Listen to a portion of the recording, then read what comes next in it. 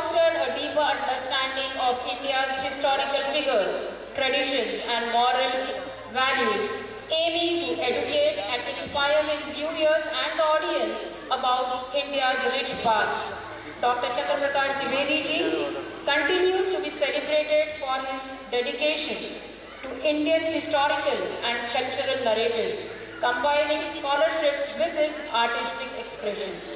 It is a sight to witness over here how the entire audience seems to be very impatient to listen to his golden words of the most celebrated and highly acclaimed personality, Dr. Chandra Prakash Dwivedi ji, a Padma Shri awardee, actor, director, writer and an historian.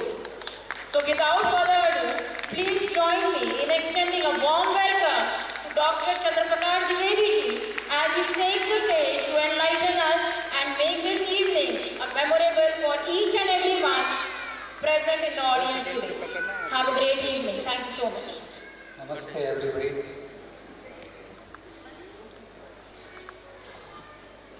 प्रेम में आदमी बहुत झूठ बोलता है, हम सबका अनुभव है।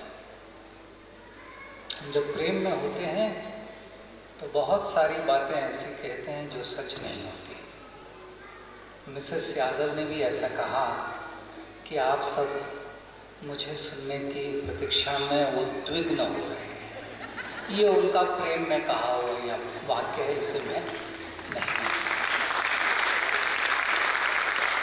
खैर, आज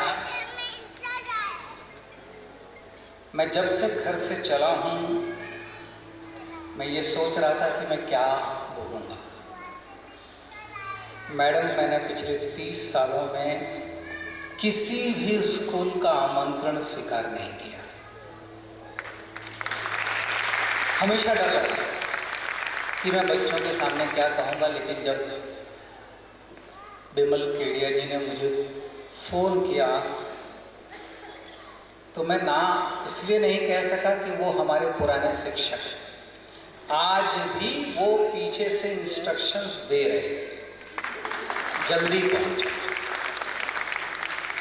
समय की बर्बादी नहीं होनी चाहिए। तो एक तो उनके सामने मुझे खड़ा कर दिया गया। एक मुश्किल ये है, और दूसरी मुश्किल ये है कि मेरी हालत आज उस लड़की की तरह है जिसका अभी अभी विवाह हुआ है। विवाह होने के बाद उसे तिरुपति बालाजी के मंदिर में उसका परिवार ले गया। मुझे राम रतन विद्या मंदिर में केडिया जी ले आए। और आप सब तिरुपति बालाजी के मंदिर में गए होंगे तो वहाँ जो भी गर्भगृह में जाता है वो सब एक ही बात कह रहे होते हैं, गोविंदा गोविंदा गोविंदा गोविंदा गोविंदा।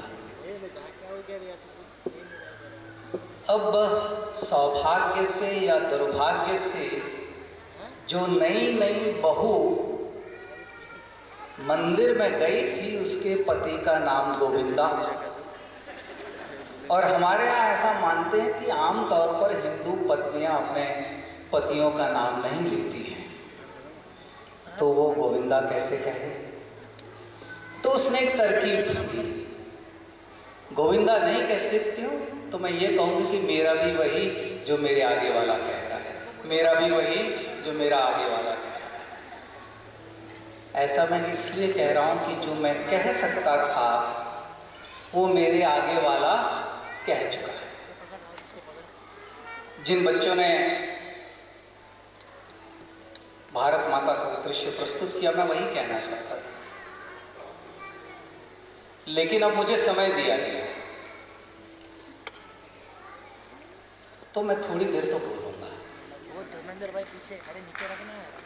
क्या कहूँ? धर्मेंद्र पीछे पीछे गेट है, पीछे गेट है।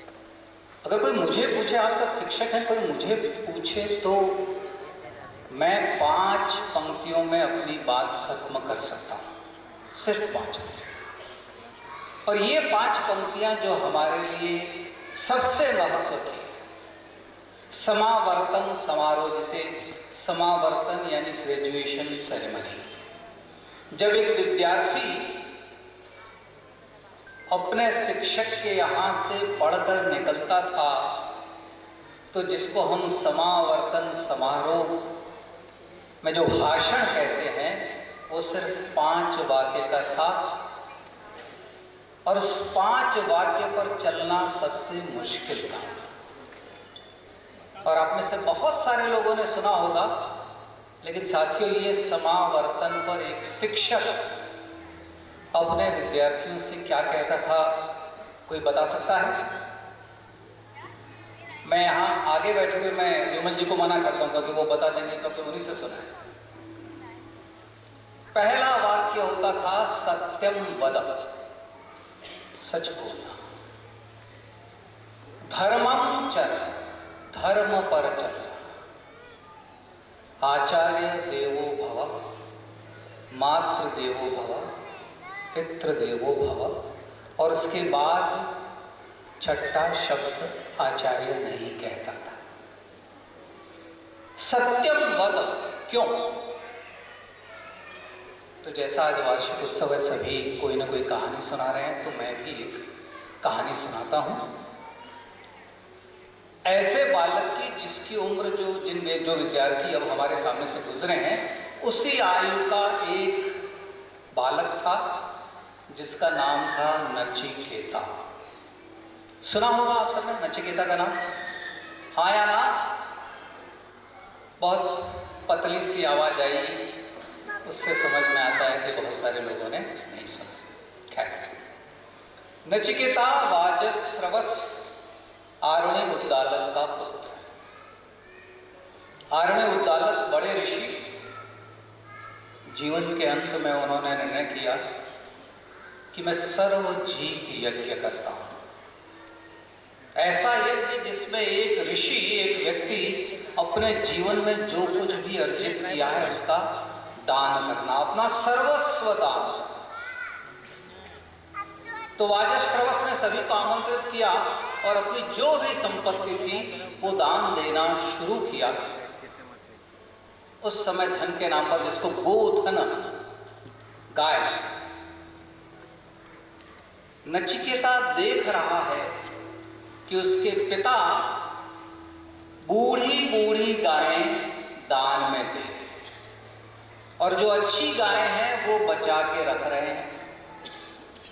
वे गायें जो जितना दूध दे सकती थी दे चुकी हैं, ऐसी गायों को दान देकर क्या फायदा? तो नचिकेता के मन में एक बात आई जो कभी कभी हम सभी के मन में आती है, मेरा पिता बेईमान है, वो धोखा कर रहा है, जिन गायों को देना चाहिए उनको नहीं दे रहा है और जो गायें कमजोर है उनको दे रहा है।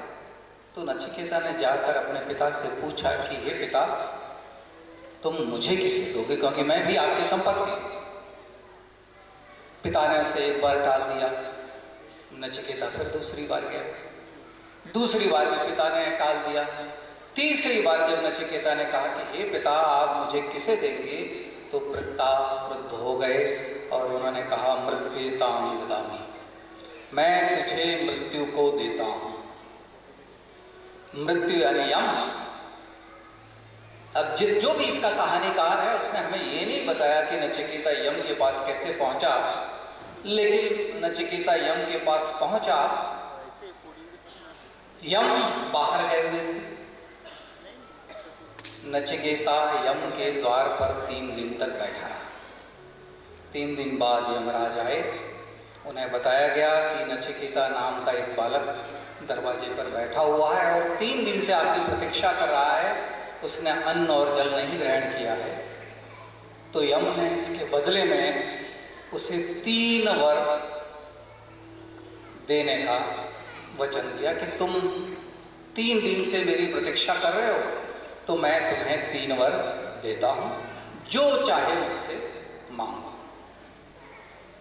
अब नचिकेता राम रतन विद्या मंदिर जैसे विद्यालय में पढ़ा था, तो उसने पहले वर के बदले में मांगा कि यम, जब मैं यहां से वापस लौट जाऊं तो मेरे पिता को ये याद न रहे कि उन्होंने मुझे यम को दिया था। हम दोनों के बीच में जो हुआ वो मेरे पिता को याद न रहे, यम ने समझ लिया कि इससे चालाक बच्चा मुझे आज तक नहीं मिला, क्योंकि मेरे पास आकर आज तक कोई लौटा नहीं है। इसने एक वर में दो वर मांग लिए कि पहले तो मैं यहां से वापस जाऊंगा, और दूसरा मेरे पिता ये सारी बातें भूल जाए। अब यम वचन से बंधे हुए थे, तो उन्होंने कहा ठीक है, मान लिया। दूसरे वचन के उत्तर में नचिकेता जानना चाहता है कि ज्ञान की अग्नि क्या है। इस पर बहुत लंबा प्रकरण हो सकता है, इसलिए इसको मैं छोड़ देता हूं। और तीसरा वर उसके बदले में नचिकेता कहता है कि हे यमराज, मैंने सुना है कि कोई ऐसा सत्य है जो किसी काल में नहीं बदलता। वो सत्य क्या है मुझे बताओ। नचिकेता का प्रश्न था कि जिसे लोग अस्ति नास्ति कहते हैं, क्या मृत्यु के बाद जीवन है? मैं इसे जानना चाहता हूं। मैं सत्य जानना चाहता हूं, वो सच जो किसी भी काल में नहीं बदले। यम परेशान हो गए। उन्होंने कहा ये तो मैंने आज तक किसी को नहीं बताया।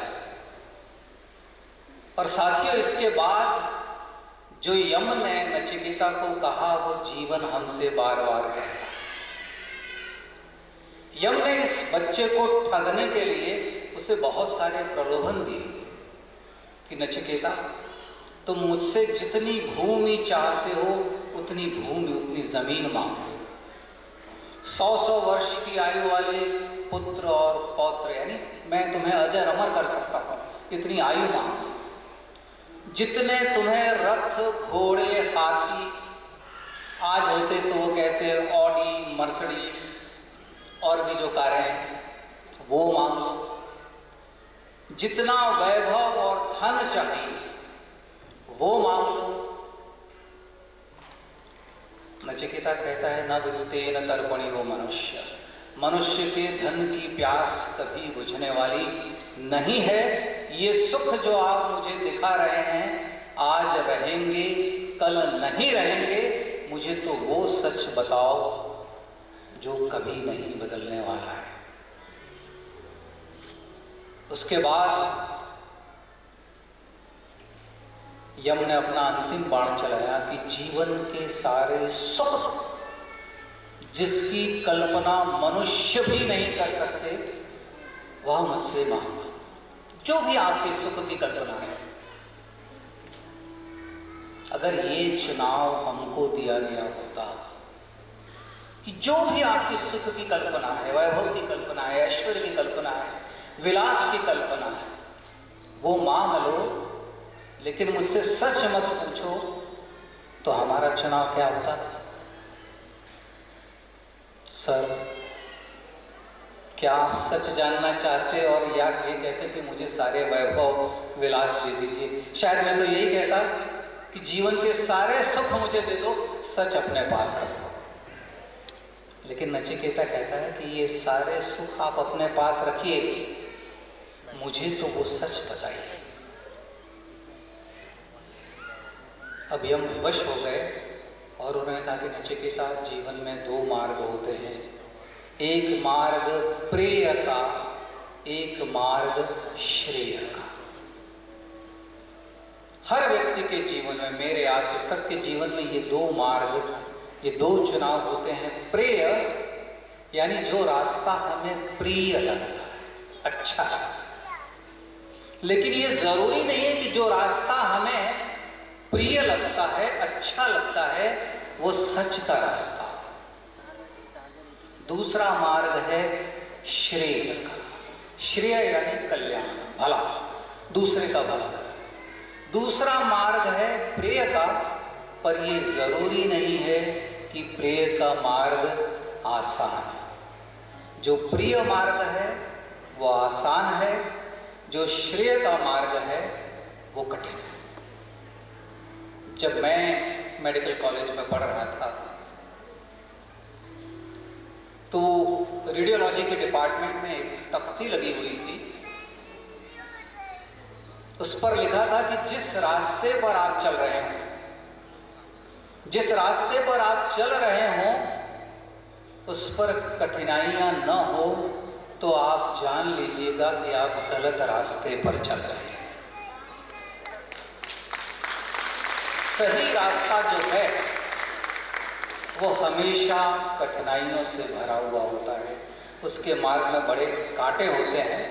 ये मार्ग श्रेय का मार्ग है, प्रिय का मार्ग, इस पर कोई कठिनाई नहीं होती है, लेकिन प्रिय के मार्ग पर चलने के बाद अंत में दुख है, और श्रेय के मार्ग पर चलने पर बहुत कठिनाई है, लेकिन अंत में सुख है।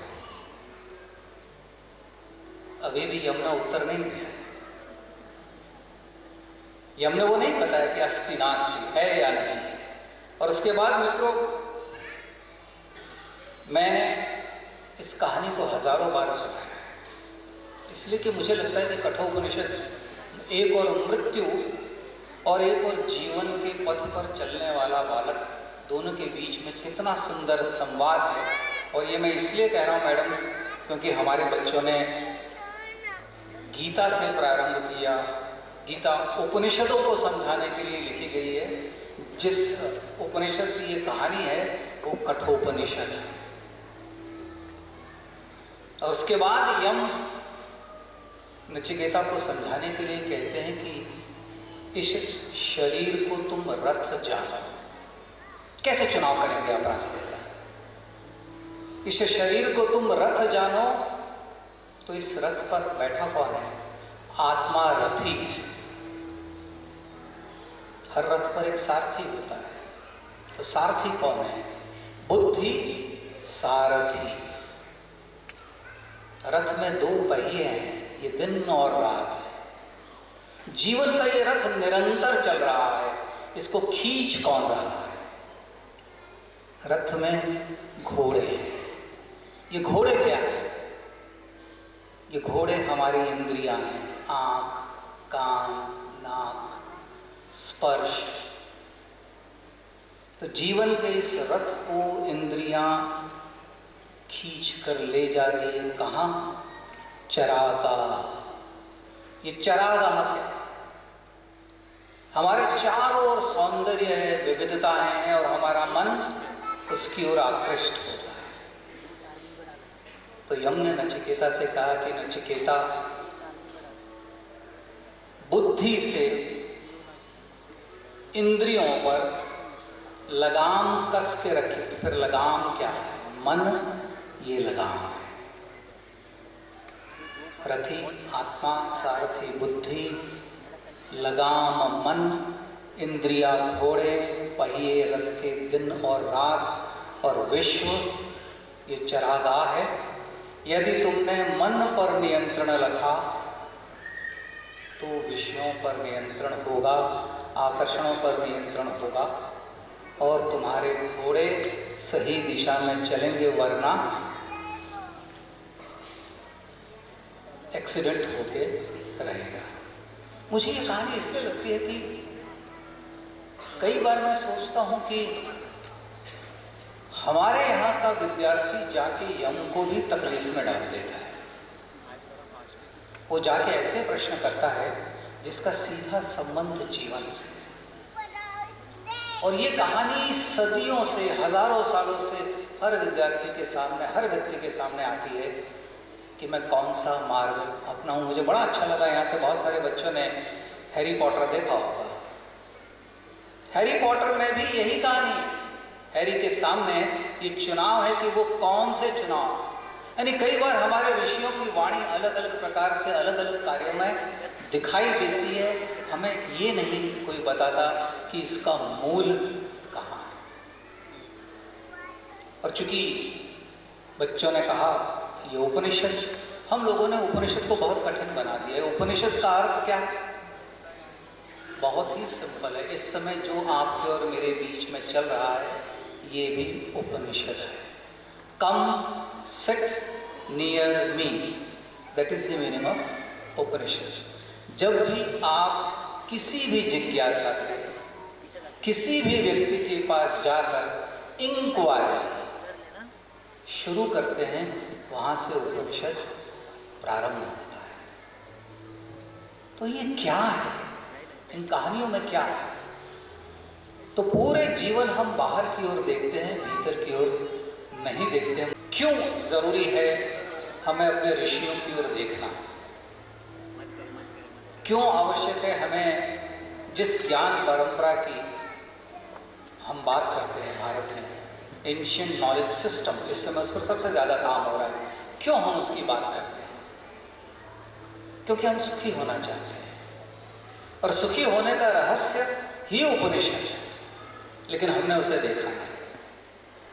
तो इसके लिए एक छोटी सी कहानी कह के मैं अपनी बात समाप्त करूंगा। मनुष्य ने ऐसे ऐसे यंत्र ढूंढ निकाले हैं जिससे वो अब अंतरिक्ष में देख रहा है। आज भी आपने अगर टाइम्स ऑफ इंडिया पढ़ा होगा तो एक खबर आई है कि हमने कई तरह के ब्लैक होल्स और उन सबको ढूंढ निकाला है। हमने दूरबीन ढूंढ ली, हमने खुर्दबीन यानी माइक्रोस्कोप ढूंढ लिया, जिससे हम सेलुलर स्टडी कर सकते हैं। लेकिन कोई ऐसा यंत्र ढूंढा कि हमारे भीतर क्या चल रहा है उसको बताए? हमने ऐसा यंत्र नहीं ढूंढा। परंतु उपनिषद ही वही यंत्र है जिससे आप बाहर की दुनिया नहीं, भीतर की दुनिया को देख सकें। तो उसके लिए छोटी सी कहानी, जब आप उसको ब्रह्मा कह लीजिए, प्रजापति कह लीजिए, कि जब ईश्वर ने संसार की रचना की तो उसके मन में प्रश्न आया कि मैंने मनुष्य को तो रच दिया है, अब ये सुखी भी होगा, ये दुखी भी होगा। तो सुखी होने का रहस्य मैं कहाँ छिपाऊं कि सुख पाने के लिए इसको प्रयत्न करना पड़े, मेहनत करनी पड़े। जैसे ही उनके मन में ये विचार आया, उनके सामने उनका दूत प्रकट हुआ, जिसको मैं देवदूत कहता हूँ इस समय।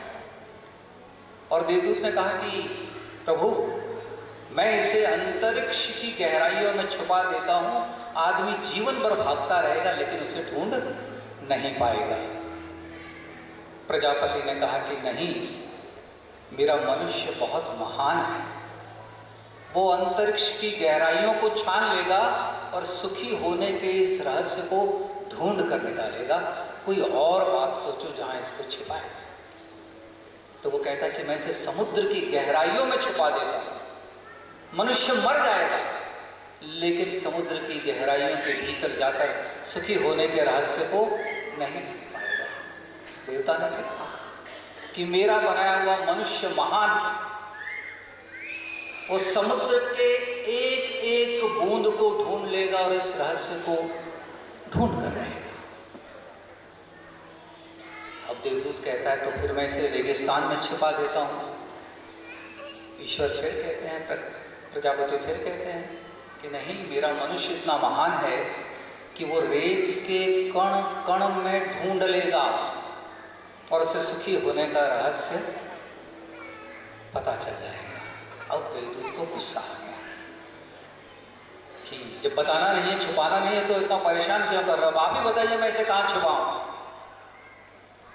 तो रचनाकार ने कहा कि एक काम कर, इसको बाहर नहीं, इसके भीतर छुपा। ये जीवन भर बाहर ढूंढता रहेगा, कभी अपने भीतर झांक कर नहीं देगा। और तब से वो रहस्य जो है वो हमारे भीतर है, हम सारा जीवन बाहर देख रहे हैं। तो ये जो भीतर देखने की जो प्रक्रिया है वही उपनिषद है। जब हम गुरु की दृष्टि से वो दूरबीन लगा के भीतर झांकना शुरू करते हैं तो एक दूसरा रहस्य हमारे सामने आता है। अगली बार मैं विमल जी से कहूँगा कि विमल जी अब मुझे ज़रूर बुलाइए, मैं आपसे सिर्फ कहानियाँ कहूँगा, वो कहानियाँ जो हज़ारों सालों से हमारे माता पिता, हमारे गुरुजन हमें बताते आए हैं। लेकिन धीरे धीरे अब हमने चंदा मामा, अमर चित्र कथा, ये सब बंद हो गई। और ये काम मैं कर रहा हूँ, तो अगली बार ज़रूर बुलाइए। निश्चिंत होकर आप मैडम मुझे बुलाइए। थोड़ा आने का कष्ट है, लेकिन यहाँ ठहर जाने के बाद आपको जान के हैरानी हुई, जब से मैं आया हूँ मेरे मन में इच्छा थी कि मैं केडिया जी को कहूँ कि केडिया जी यहाँ एक नाट्यशाला शुरू करनी चाहिए, क्योंकि ये स्टेज बहुत अच्छा है।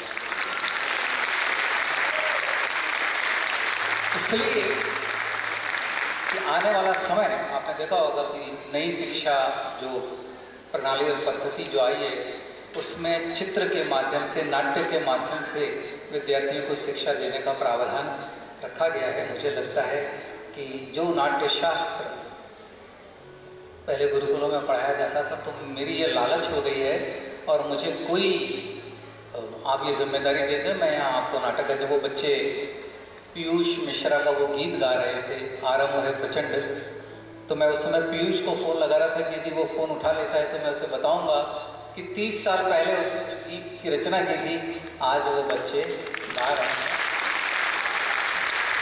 तो बहुत बहुत धन्यवाद। यदि मैंने 20 मिनट से ऊपर ले लिया हूँ तो मुझे आप लोग क्षमा करिएगा। और मैं आपको बता दूँ, केडिया जी जानते हैं मैं यहाँ 1982 में भी आया हूँ केशव सृष्टि में। 1982 मेरे मित्र डॉक्टर विपिन शाह, जब यहाँ पर कुछ नहीं था, सिर्फ खेत थे। तो ये हम लोगों की तपोभूमि है, तपस्या की भूमि है। कई ऋषियों ने यहाँ पर काम किया है। तो अब ये हमारी जिम्मेदारी है कि राम रतन विद्या मंदिर की गूंज जो है देश तक पहुँचे। धन्यवाद।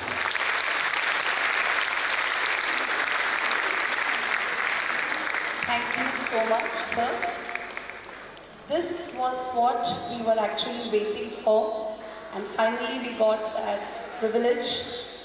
I guess each and every member present here in the auditorium was just waiting to hear him, see him, and feel that aura of his speech. As sir just mentioned in his speech, that he never visits any school.